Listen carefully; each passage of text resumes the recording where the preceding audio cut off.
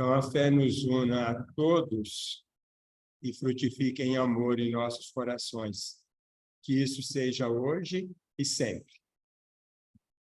Então, o tema da fé, eu vou dividi-lo em 4 partes. Primeiro, eu vou falar sobre a fé verdadeira. Depois, eu vou tratar das crenças, que muitas vezes nós confundimos com fé. Depois, da boa fé, que também a gente confunde com a fé, que não é a fé.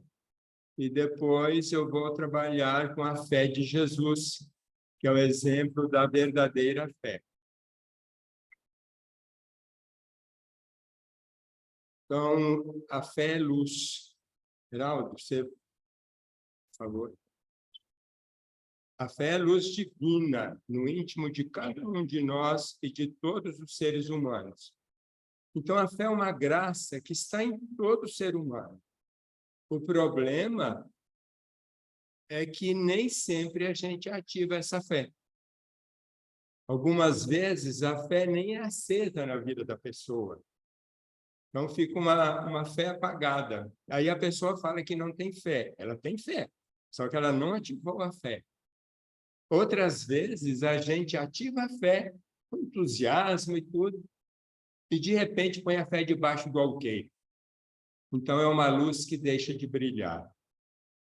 E, com muita dificuldade, nós, seres humanos, conseguimos ativar a fé, fazê-la resplandecer, se tornar plena para nós e para quem está ao nosso entorno.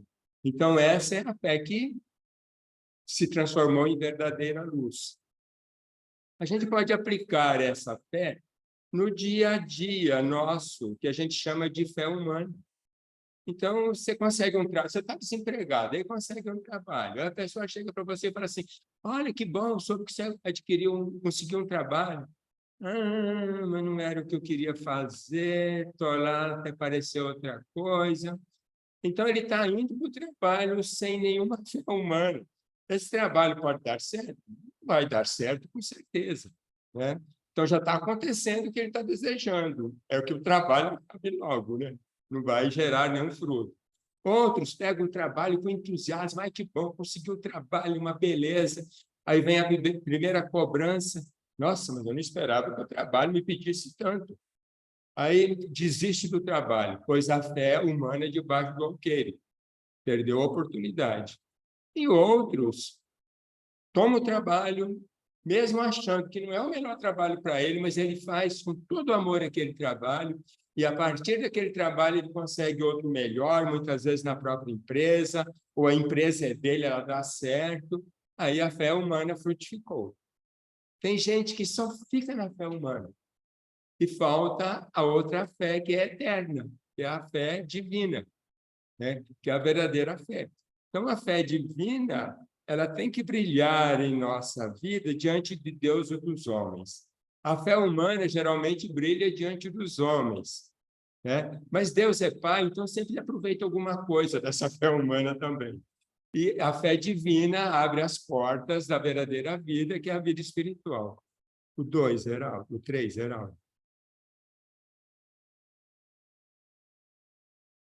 A fé divina, eu vou falar agora da fé espiritual. Jesus usou 4 parábolas para falar da fé espiritual. Primeiro, a da pérola preciosa de alto valor, que o colecionador de pedras descobre que existe uma pedra preciosa de altíssimo valor, e ele não tem aquela pérola. Ele dá tudo para conseguir aquela pérola. A fé é essa pérola, ela está dentro de nós.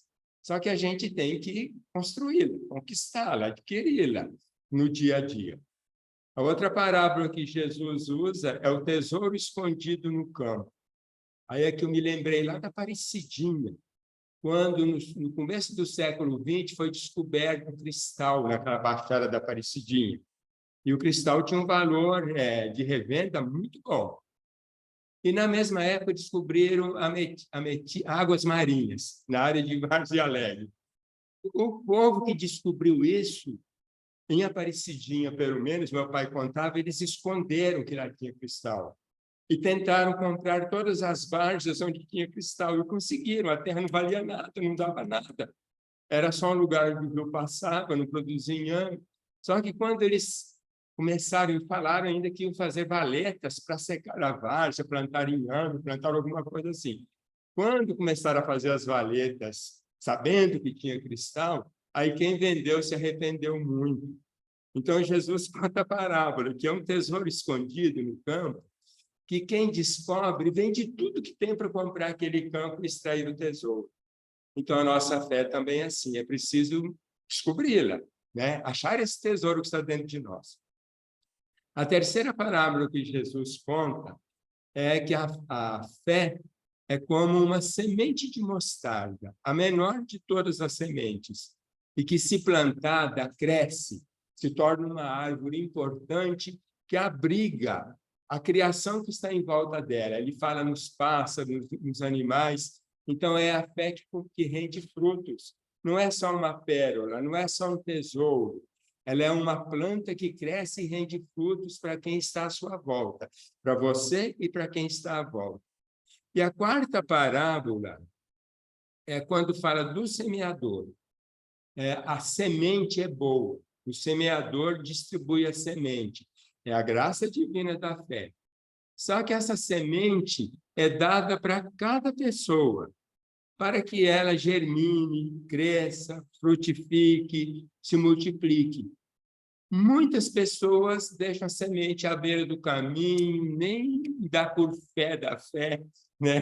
Não está nem aí com a fé, e a fé desaparece da vida deles.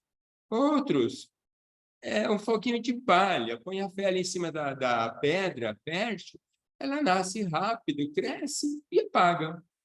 A gente vê muitas pessoas assim. Outro desenvolve a fé, planta a fé numa terra boa, mas não cuida das coisas do dia a dia. Deixa que a fé nas coisas materiais suplante a fé das coisas espirituais. Aí ele fica só com uma fé.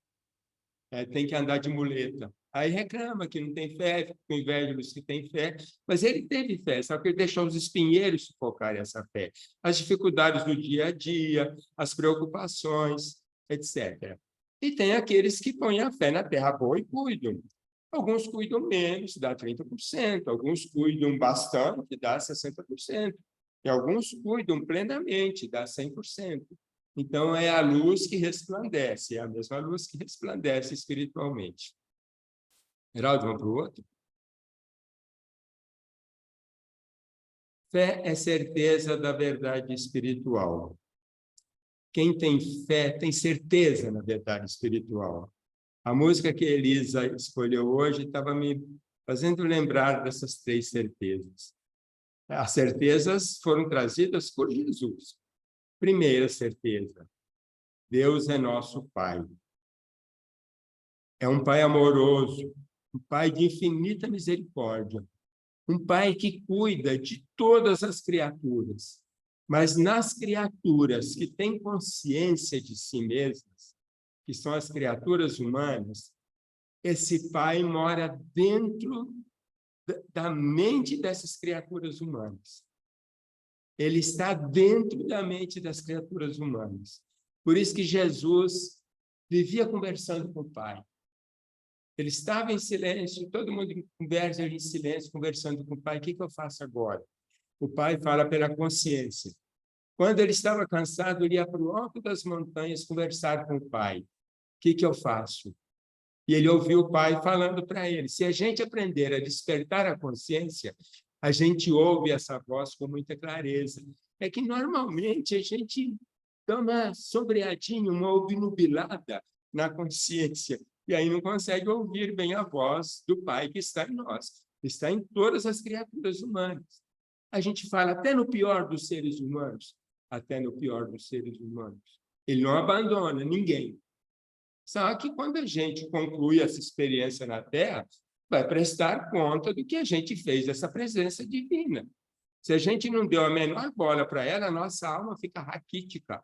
Tem almas que nem germinam, nem desenvolvem, fica só como germem. né? Então, por isso que no Espiritismo a gente fala que a gente é alma aqui, para ser desenvolvida, para crescer. O Espírito Divino está em nós para fazer essa alma crescer. Então, o primeiro objeto da nossa fé, Deus é nosso Pai, nos ama, e nós devemos amá-lo de coração, de alma e de inteligência. Amá-lo totalmente, então. É uma aprendizagem nossa. É o primeiro mandamento que Jesus nos ensinou. Segundo, todos somos filhos desse mesmo Pai. Todos. Pai criador de amor. Nós somos irmãos em fraternidade universal. Nós somos irmãos de uma família consanguínea.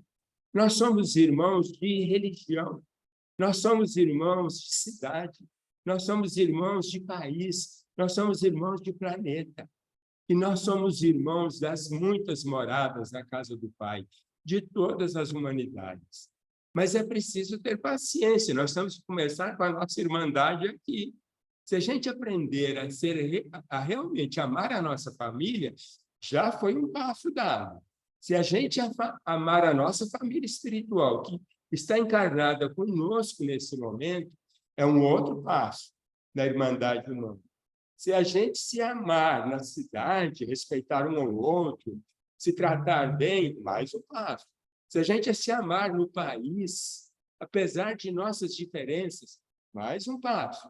Se a gente se amar no planeta, com toda a humanidade, muitas vezes a gente não consegue amar de presença física, mas ama no pensamento, ama nos sentimentos, ama nas palavras. Tudo isso é amor. E o amor, palavra, dura mais do que o amor, cesta básica. O amor, sentimento, o amor, pensamento, duram muito mais do que as palavras. São eternos, ficam para sempre gravados na rede cósmica. Se a gente aprendeu a fazer isso, a gente está cumprindo o segundo objeto de nossa fé. Ama o teu próximo como a ti mesmo. A gente se ama e ama todos os outros. E o terceiro objeto, Jesus é nosso guia e mestre. Caminho, verdade, vida e luz. Nessa caminhada da fé, ele nos guia para o caminho certo. Como que ele nos guia? Pelo evangelho que ele nos deixou, pelo exemplo de vida que ele nos deu, pelo exemplo de vida que repica em outros seres espirituais, que guiam outras correntes religiosas que não são cristãos. Os budistas, por exemplo, têm reprodução do amor de Jesus pela humanidade no Buda. Os muçulmanos têm no Alá, que é Deus no Maomé, que é um condutor, né? No Alá, Maomé aponta para o Alá. Então, ele faz o papel que Jesus faz no cristianismo. Só que a mensagem de Jesus está gravada na mente de todos os seres humanos, tendo religião ou não tendo religião. Tá? E qualquer que seja a religião, está gravada. Então, é só fazer a consciência despertar que esse encaminhamento acontece. Só que se a gente conhece, fica mais fácil. Então, ele é um guia muito firme nessa caminhada. E a gente vai ver nos exemplos dele o quanto que ele, pela vida dele, ele nos dá o exemplo da fé. Então, para o outro, Heraldo, a fé é sólida, robusta, perseverante. Tem gente que tem mais crença do que fé. Aí vive no meio de crenças. De repente fala assim, ele evolui um pouco no conhecimento, no raciocínio, não acredita em nada a Deus, em nada disso. Deus não existe para mim. Então, a fé dele não era fé baseada no tripé. Pai, irmãos, Jesus. Né? Não estava baseada nisso, porque se estiver baseada nisso, nada vai destruir essa fé, ela está dentro de mim. Então, ela estava mais em crenças, estava mais baseada em crenças. Mas, então, a fé dele não era sólida. Faltou um pouco mais de cultivo dessa fé. A fé robusta também, a fé tem que ser robusta. Não é qualquer dificuldade que destrói a minha fé. A gente vai ver no exemplo de Jesus, as dificuldades foram imensas, mas ele nunca deixou de fazer a vontade do Pai. Ele nunca tratou todos os seres humanos como irmãos dele em humanidade. né? Ele nunca deixou de fazer isso, ele nunca deixou de dar o exemplo. Então, ela tem que ser robusta e perseverante. Eu lembro, assim, em centro espírita que eu já frequentei, muitas vezes a pessoa chega, o primeiro dia que ela chega no centro, aí ela ouve uma palestra, ou recebe um passe, né, ou vai num curso, uma conscientização, aí sai de lá entusiasmada e fala, nossa, descobriu o caminho agora, descobriu a verdadeira religião, e começa a pregar para todo mundo. Nossa, agora eu fui no centro espírita, lá é bom demais, a gente muda a fé. Qual que é a sua religião? A minha é evangélica. Ah, mas você precisa ver a verdade, como é totalmente diferente da sua. Então, a fé dele é uma fé petulante. Nós vamos falar, chamá-la assim, petulante. Passam uns dias, você encontra com o personagem. E aí? Está indo no centro? Você acredita que eu desgostei daquilo? O povo lá é muito chato. Né? Então, a fé dele não foi perseverante, ela morreu muito depressa. Né? Ela acabou muito rápido. Quer dizer, não era fé também, era só um fogo de palha. A gente chama isso de fogo de palha. É uma fé que não dura nada. Nem na pedra ela não caiu direito. Ela caiu uma pedra muito, um solo muito rasinho, cresceu e apagou muito depressa. Né? Então, aí o Kardec nos lembra, fé inabalável é somente aquela que pode encarar a razão face a face em todas as épocas da humanidade. Isso está no capítulo 19 do Evangelho segundo o Espiritismo, no item 7. Eu quase decorei esse capítulo, principalmente o item 11, que fala da fé, mãe da esperança e da caridade. É do espírito José, que ele é um espírito protetor, e a mensagem é de 1862, dada em Bordeaux. O Kardec recolheu essa mensagem em Bordeaux, que fala da fé. Eu, durante 21 dias, minha meditação, eu faço meditação todo dia, foi em cima desse item. Então, o que eu estou falando aqui agora foi o que eu concluí a partir daquele item, usando o Evangelho, usando o Evangelho mesmo, os 4 Evangelhos, usando o Livro dos Espíritos e usando alguns livros sobre a fé. Tá? Principalmente um que chama Pequeno Tratado das Grandes Virtudes, que fala da boa fé, que é o que eu vou falar daqui um pouquinho. A fé também é sincera, verdadeira, calma, forte, confiante, paciente. Eu já falei disso agora um pouco atrás. Né? Nunca esquecer que ela é paciente. Se eu estou um pouquinho acima, os outros estão abaixo, eu tenho que ter paciência, porque eu demoro para chegar um pouquinho acima. E talvez eu não esteja tão acima assim, que se eu olhar para cima, tem muita coisa para subir. Né? Então, é sempre aquela escada. Eu estou no meio, tem que ajudar quem está para trás e aceitar ajuda com humildade de quem está acima. Por isso que ela é humilde. Ela confia em Deus e age de acordo com a vontade de Deus. Sempre assim. Foi o que eu comentei ali atrás um pouco. Vamos para o outro, Heraldo. Fé é vontade dirigida para a prática do bem. Deve ser ativa, né? Porque o bem exige atividade. Então, no bem, eu sou um exemplo que ilumina e faz crescer e dá sabor à vida.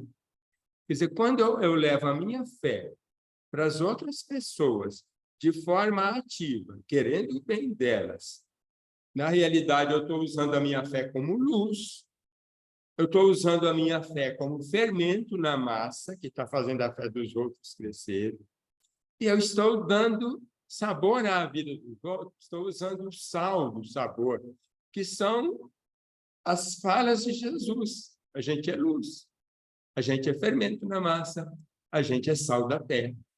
Né? Então, a nossa fé se transforma nisso. A fé ativa, ela faz a esperança florescer. Quer dizer, a nossa esperança adquire sentido. A gente tem esperança na vida eterna e certeza de que a vida eterna existe e sabe que vai chegar na vida eterna se a gente quiser e fizer por onde. E se não fizer por onde, vai ficar amassando barro aqui. Mas um dia chega. Ah, mas eu cheguei muito atrasado. Não tem problema, não. É melhor ir rápido. Mas se chegar atrasado, perde o voo, ou perde o ônibus, né, Valmir? Mas pega o outro. Só que paga dobrado, paga a passagem de novo, né? E ela frutifica, essa fé que floresce na esperança, frutifica em caridade. Eu lembro que uma vez um grupo de um centro espírita ia fazer uma palestra sobre fé. Fé e caridade era a palestra. Aí eu estava chegando nesse centro espírita, ninguém me conhecia. Falaram assim, o que você pode contribuir para a palestra? Eu falei, eu faço o painel. Nem sabia qual era o tema, né? Eu falei, qual que é o tema? Fé e esperança, fé e caridade. Aí me veio a intuição, o anjo da guarda da gente intui a gente muito, né? Faz um botão fechado, de rosa, vermelha, que é a fé. E faz a rosa vermelha do outro lado do painel, aberta, que é a caridade. Então, a fé frutifica na caridade. Quer dizer, a verdadeira fé aparece para as outras pessoas na forma de amor. Na forma de amor em ação, é a caridade. Não é um amor só mental, é um amor em ação. Eu fiz um painel bem grande, acho que tinha uns 4 metros de altura, precisei para a chácara para pintar aqui.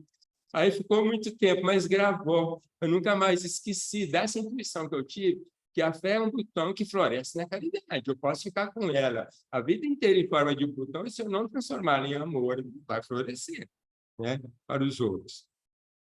Um para o outro, Heraldo? Bom, acabou essa parte inicial da fé. Vamos agora para crenças e crendices.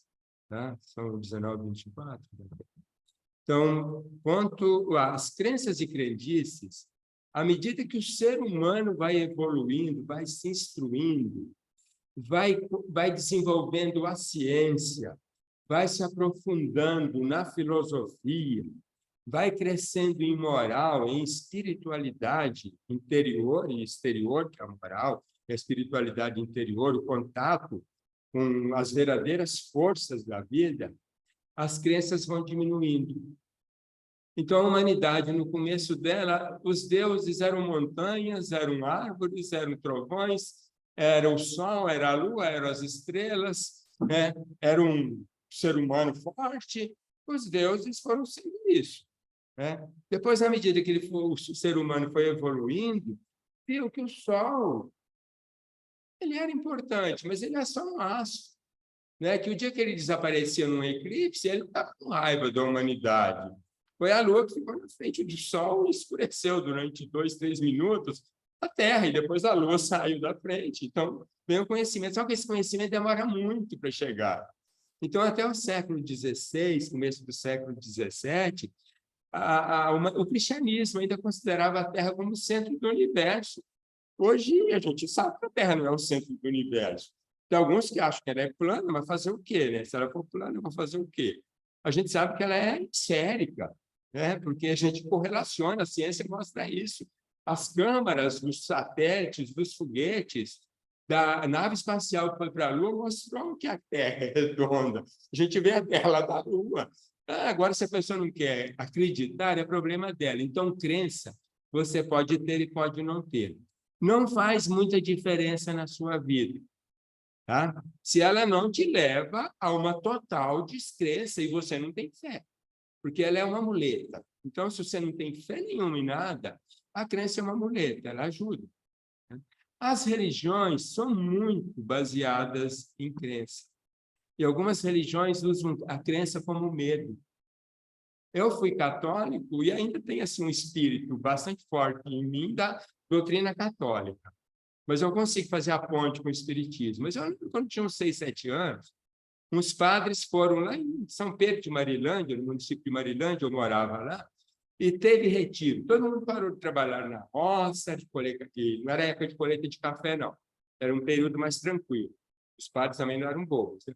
Mas todo mundo parou de... Acho que tinha acabado a colheita do café. Eles arrecadaram bastante café de esmola. Durante 3 dias, a gente fez retiro espiritual. Todas as pessoas do povoado, era todo mundo católico. Todo mundo, não tinha ninguém que não era católico. E nesse retiro espiritual de 3 dias, foi só falar do inferno. Eu fiquei no medo desgramado de ir para o inferno.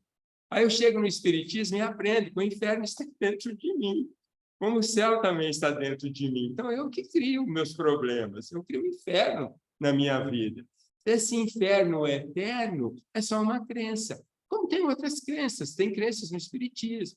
Tem gente que cria uma crença de gestos para dar passe, esse negócio assim.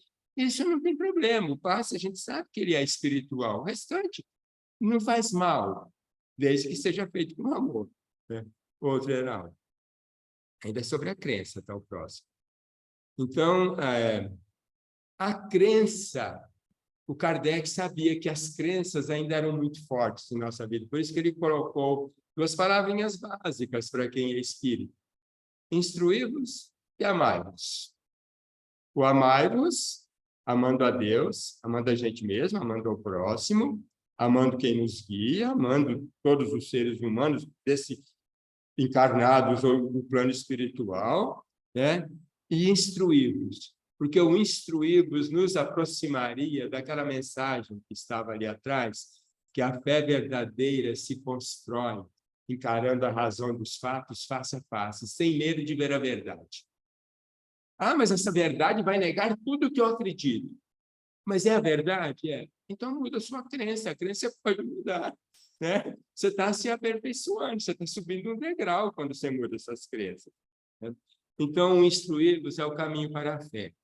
A instrução verdadeira é energia que dilui e transforma as crenças herdadas, deixa eu ler aqui no quarto melhor, herdadas da raça, da família, dos padrões de educação, cultura, preconceitos sociais, tendências políticas, status econômico, religião, momento histórico, lugar onde se vive, objetivos pessoais, ao tanto de crença que nós podemos acumular.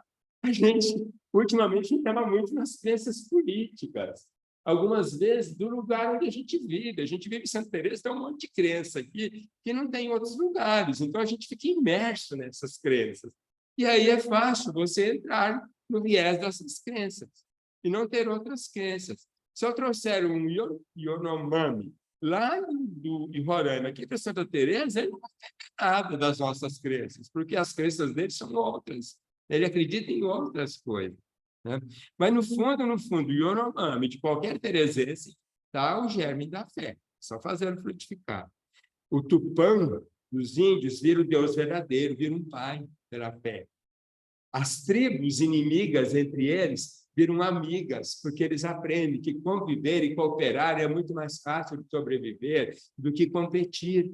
Então, isso é a fé nos outros seres humanos. Isso vai crescendo no dia a dia de qualquer cultura. Libertar-se das crenças não é fácil, porque mudam, se adaptam conforme os interesses. Então, eu peguei aqui, ontem, eu li, coincidiu, quando a gente vai fazer palestra, parece que fica enfiando coisas sobre o tema na frente da gente.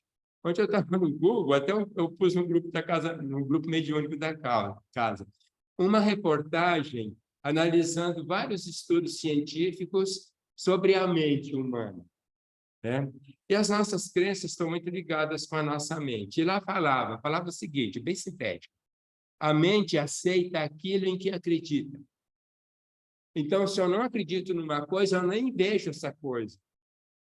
Eu não tenho tendência a acreditar naquilo que eu já não acredito. Então, a gente repete as crenças. Muitas vezes muda um pouquinho o nível, mas repete. É muito difícil abandonar uma crença, sobretudo no campo da religião e da política, e ir para outra crença. É muito difícil. Só com muito estudo, com muito diálogo, muita discussão, muito boa vontade. Tá?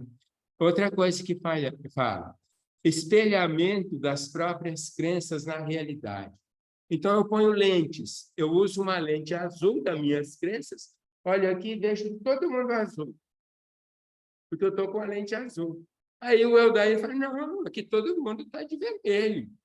Eu olho, não, todo mundo está de azul. Aí eu tiro a lente, eu olho e vejo as cores, das roupas, tudo. Né? Então, a crença é como se fosse uma lente. Isso é estudo científico. Então, a gente tem dificuldade em tirar a própria lente, olhar com a lente do outro, ou colocar uma lente incolor, para ver a realidade como ela é. Outra ideia, o fim do contraditório. Se eu só confirmo a minha crença, Por exemplo, eu pego um grupo no WhatsApp, todo mundo tem a mesma crença que a minha. Todas as mensagens que eles mandam são só mensagens espíritas, por exemplo. Então, eu vou fixar mais ainda minhas crenças, porque todas as mensagens reproduzem aquilo. Se vier uma crença lá de um ateu, falando que o espiritismo não existe, reencarnação é uma bagunça, não sei o que lá, eu não compartilho essa crença, eu deleto essa crença e bloqueio o cara, normalmente. Então, a gente tem essa tendência, aí evita o contraditório. O que eu podia fazer? Tentar argumentar com ele para ele abandonar a crença que ele tem e passar a olhar de um jeito diferente as crenças no espiritismo, na reencarnação, etc. Isso faz a gente avançar, faz a gente subir degraus.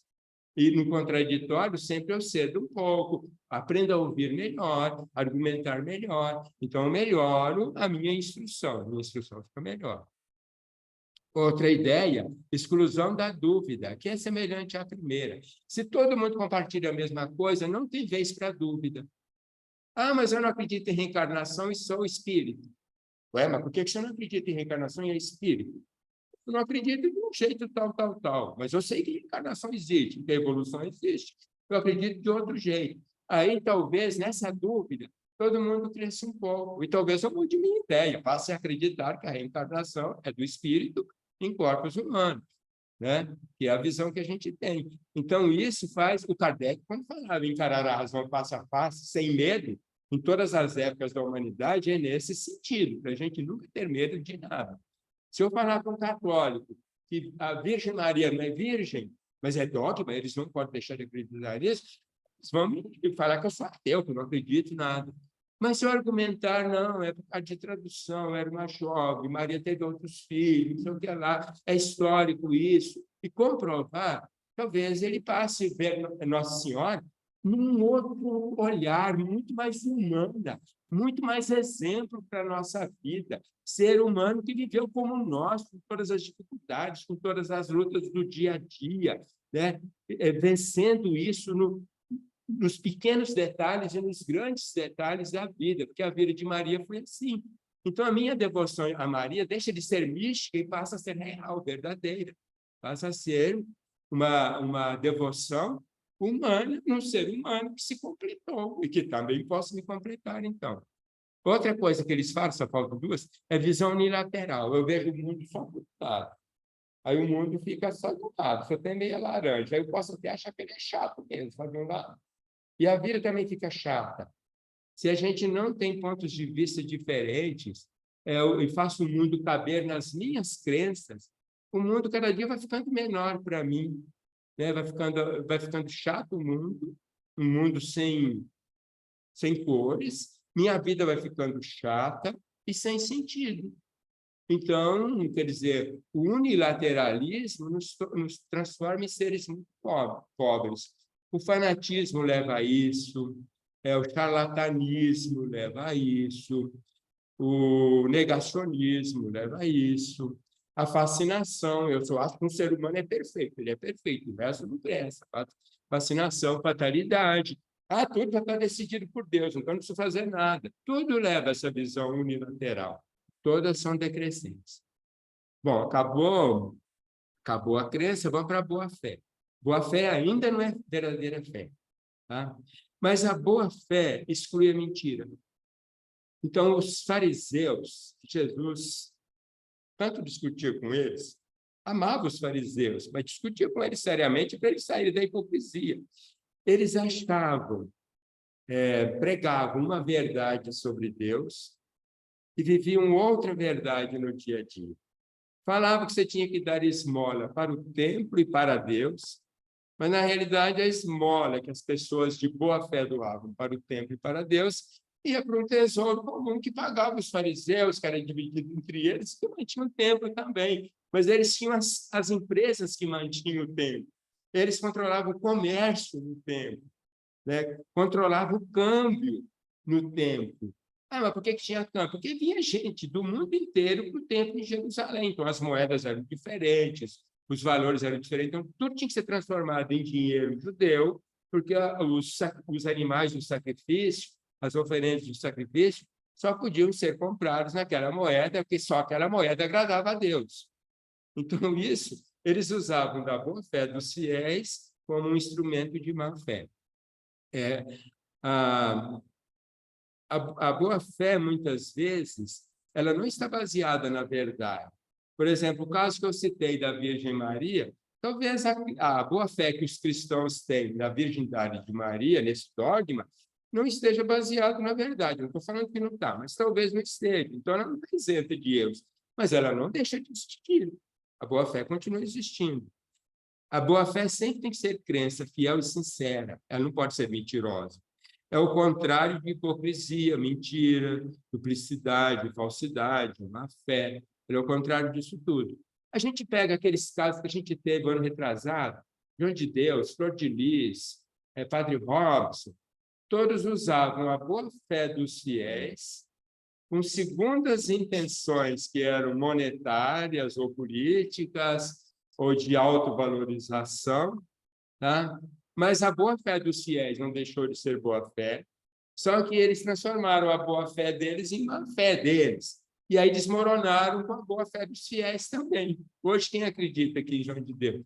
Quem ouve o padre Robson falando? Ninguém, nem os mais fanáticos não ouvem. Muita gente perdeu a fé, porque achava que ele era um instrumento da fé, o único verdadeiro, né? Então, esse é um problema sério. Vamos para o outro? Ser de boa fé é não mentir ao outro nem a si mesmo, é ser honesto. É ser pessoa íntegra, religiosa e virtuosa, mesmo que afastada da verdade.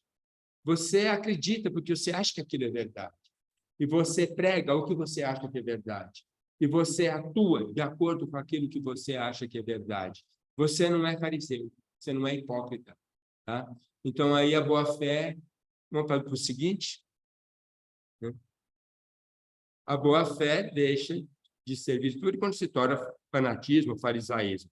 Passa a ser julgamento e desejo de controle da consciência de quem pensa e crê diferente. Ah, você não acredita nisso, nisso, nisso, você está no inferno. Ah, você não acredita nisso, nisso, nisso, você vai ver o que você vai pagar no umbral. Né? Então, a boa-fé passou a ser fanatismo, passou a ser controle de consciência do outro, deixou de ser boa-fé. Né?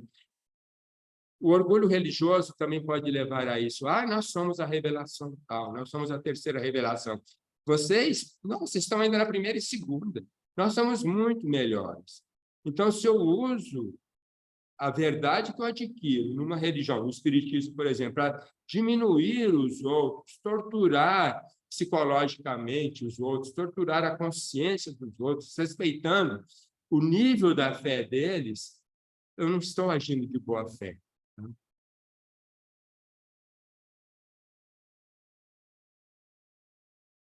Então, a boa-fé, quando é assim, ela deixa de ser coerente entre crença e vida. É ruim para mim. Para os outros também. Se há amor, boa-fé não faz mal a ninguém. Nem crença. Se há amor, se eu tenho paciência, o amor que Paulo descreve, aquele amor de Paulo, que é como, que eu tenho amor é tudo, o resto é como um sino que retine, etc. Se eu tenho amor, esse amor verdadeiro, não tem problema de eu crer diferente dos outros, ou não ter a fé desenvolvida ainda plenamente, ou ter uma boa fé baseada naquilo que não é verdade, não tem problema. Porque não faz mal a ninguém, não estou fazendo mal a ninguém.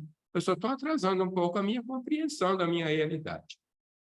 Agora a gente vai para a fé de Jesus.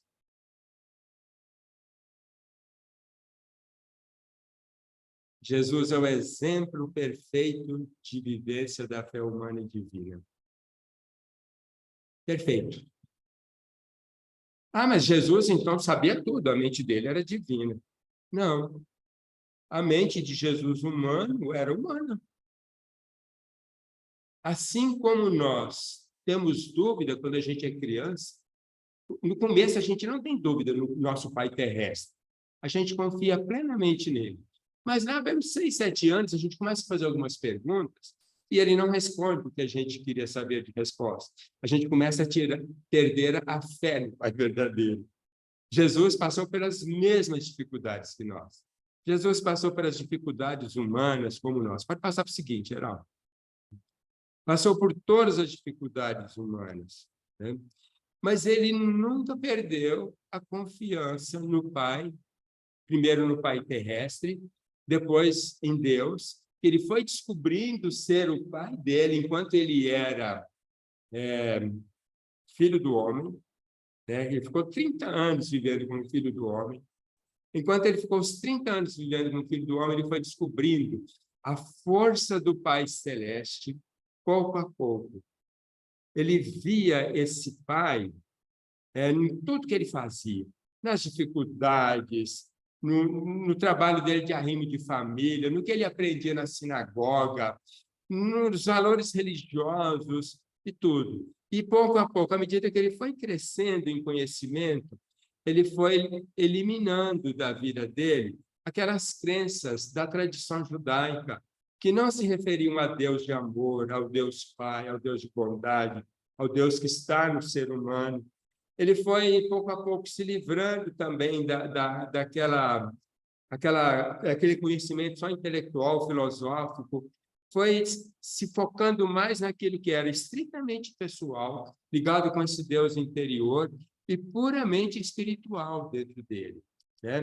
Então, era pessoal e espiritual. E é isso que nós temos. Só que a gente ainda está longe do caminho de Jesus, que a gente não persistiu como ele, na busca desse caminho de fé pessoal e espiritual. A nossa fé ainda é muito baseada em crenças. Jesus conseguiu se livrar disso nos 30 anos de vida dele. Quando ele se torna consciente de que ele, além de ser filho do homem encarnado, um corpo mortal aqui, ele era filho de Deus, eterno, diferente dos seres humanos que eles estavam crescendo para lá e ele já tinha crescido para ser filho de Deus, que ele estava voltando agora para dar exemplo que é possível ser perfeito na vida humana, chegar a Deus pela vida humana, e aí ele se tornou plenamente humano para isso. Quando ele chegou nisso, né? Pode passar, Heraldo. Quando ele chegou nisso, né, a fé dele, a fé humana também cresceu junto com a fé divina. Então, ele já vinha desenvolvendo a fé divina nele, mas aí ela desabrochou totalmente, né? E aí ele pregava para os outros aquilo que ele tinha vivido e sentia dentro dele, que o Pai é santo, o Pai é justo, o Pai celeste, né? O Pai é grande, o Pai é verdadeiro, o Pai é belo, o Pai é bom, o Pai é vivo, o Pai é amoroso, o Pai reside na mente de toda criatura humana que tem consciência de si mesmo. Então, todos nós podemos ser como ele. Isso é lindo, os evangelhos não conseguem descrever isso, os evangelhos chegaram até nós. Mas isso, historicamente, a gente vê que Jesus passou por essa experiência. Os evangelhos falam muito pouco dessa parte, porque foi eliminada a parte humana da estrutura das religiões cristãs. Porque a gente ficou muito num Jesus místico, difícil de imitar. Pô, se ele é Deus, eu sou tão humano, tão pecador, como é que eu posso fazer o que ele faz? A lição dele é inútil para mim, não vale nada. Então, é preciso que eu vá bem além disso, né? Que eu caminhe além disso. Jesus baseou toda a fé dele em fazer a vontade do Pai, toda, né? Nunca deixou de fazer a vontade do Pai. Também que nós somos seres humanos, mas somos irmãos. Então, toda a fé dele, ele baseou nisso, né? E quando ele orava, quando ele fazia a prece dele, quando ele rezava, ele se dirigia ao Pai dentro dele. Então, ele não precisava rezar em palavras. Por isso que ele fala, quando você tiver que orar, vai para o seu quarto, converse com o Pai que está em você. Vai para a montanha, vai para o meio da natureza, vai para a beira de um rio, vai para a praia e converse com Deus que está em você. Faça como um publicano, lá no fundo da igreja, e conversa com Deus assim, meu Deus, meu Deus, meu Deus, me perdoa, eu sou tão pecador, eu quero ser bom, mas eu não consigo. Não faça como o fariseu que está ali no altar, com a túnica aberta, os braços abertos. Meu Deus, me ajuda, porque eu sou muito melhor do que os homens, muito melhor, principalmente aquele publicano no fundo da igreja.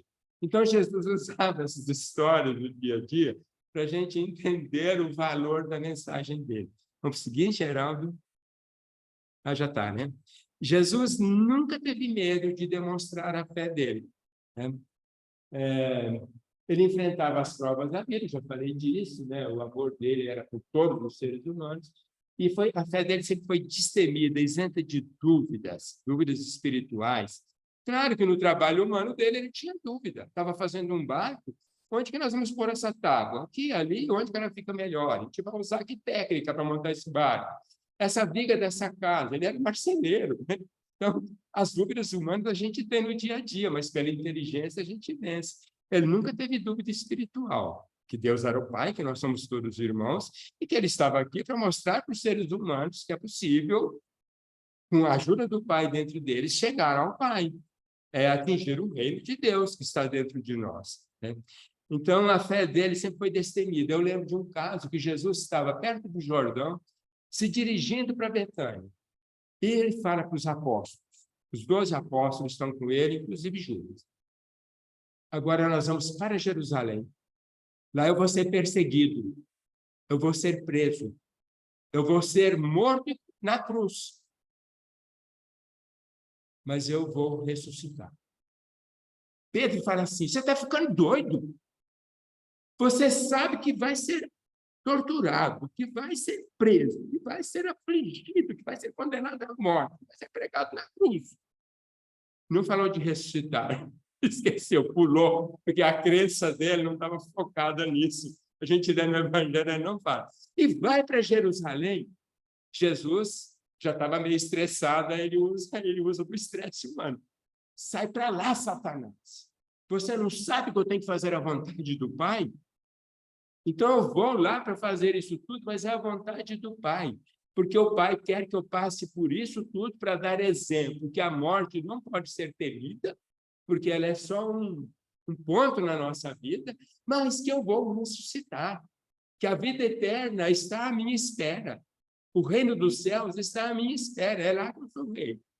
E aí Pedro, o Evangelho fala que Pedro ficou assim meio calado muito tempo, porque ele era atiradinho, né? Tudo ele arrumava um jeito de falar, ele ficou meio calado.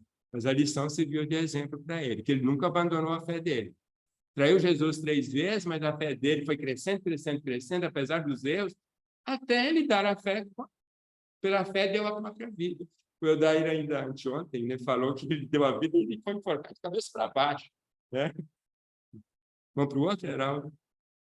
É o último?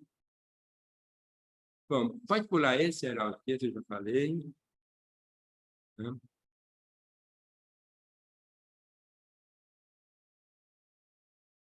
Pode pular esse. Vamos nesse. A fé de Jesus é rocha firme.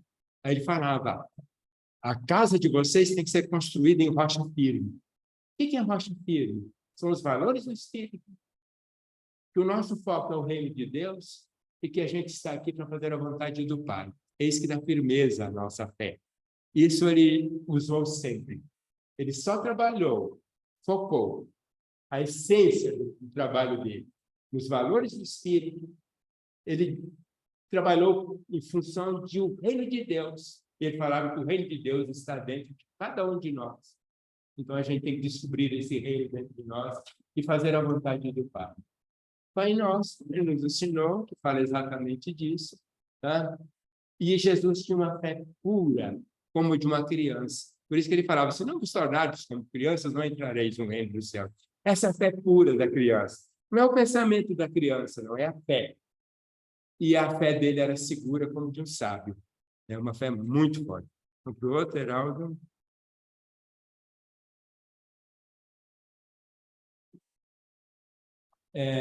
Jesus não exige que nós acreditemos nele, ele não exige. Mas a gente, é importante que a gente acredite nele, porque é um dos bases, um dos pés da nossa fé. Mas que junto com ele, a gente pelo menos tenha certeza na realidade do amor de Deus. Isso é essencial para Jesus. Vocês podem não acreditar em mim, mas tenham certeza que o amor de Deus os envolve. Tenham confiança nisso. Vivam como filhos desse Pai, e como irmãos uns dos outros, se amando uns aos outros, amando a si mesmo, amando os outros e amando o Pai. Se vocês quiserem um exemplo, se amem como eu vos amei. Amem-se como eu vos amei. Com a mensagem dele também. Isso nos faz nascer do Espírito. E quando a gente nasce do Espírito, a gente passa a nascer também da fé. E a fé, com fé, tudo a gente resolve. Só que lembrando, fé é querer fazer as coisas, fé é confiar que vai dar resultado aquilo, e fé é agir adequadamente. Fé não é, meu Deus, me ajuda. Eu estou levando prejuízo, vou falir, me ajuda. Queira sair do prejuízo, confie na sua organização, nos seus objetivos, nas suas estratégias e haja adequadamente com isso. O Chico Xavier falava que fé raciocinada não exclui os alvítrios do coração. Então, a fé raciocinada não tem que ser dura, não tem que ser,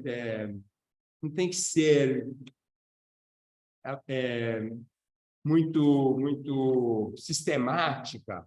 Ela não tem que ser assim. A fé raciocinada, ela se liga com as emoções, se liga com o amor que está dentro de nós. Ela é baseada na confiança e no amor. Essa que é a fé raciocinada. E a fé pode ser operacionalizada pelo amor da seguinte forma: amar o Pai, amar todos os filhos de Deus. Então, a gente se ama a si mesmo e todos os outros. Quem a gente gosta e quem a gente não gosta, usando a razão, usando o coração, como falou o Chico Xavier, são as emoções, como falou Jesus. Amar o Pai com todo o conhecimento, toda a emoção, toda a alma, né? E em ação. E Jesus é o nosso mestre, o fé. Amar o Pai, amar os nossos irmãos, seguindo o exemplo de Jesus, e ele nos guia para isso. Então, gratidão com muita fé. Desculpe, o tempo burlou.